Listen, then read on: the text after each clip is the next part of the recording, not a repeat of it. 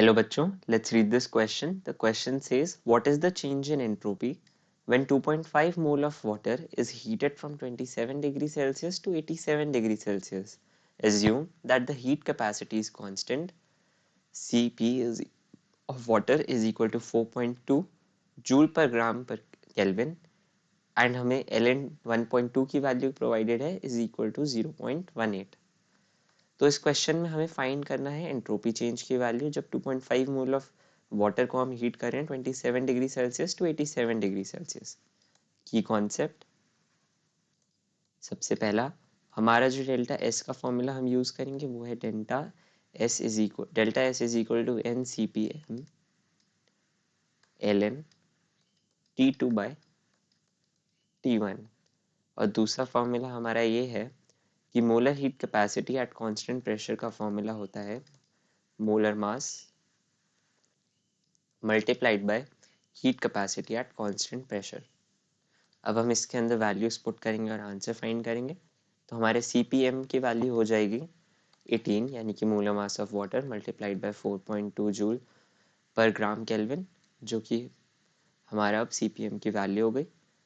Second हम delta एस की वैल्यू निकालेंगे. तो डेल्टा एस के निकालने के लिए 2.5 मोल्स है हमारे पास.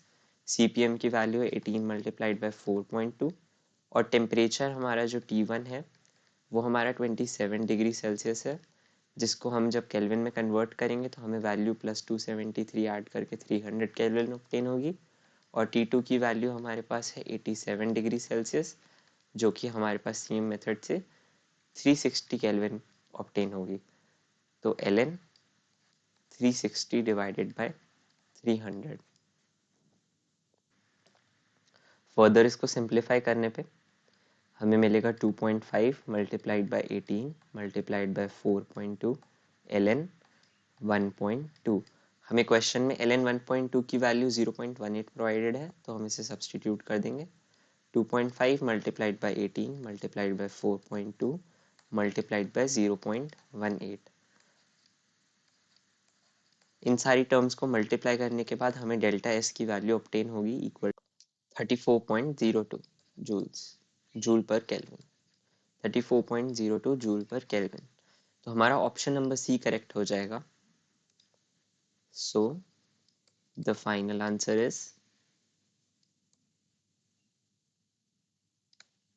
delta S is equal to 34.02 joule per Kelvin.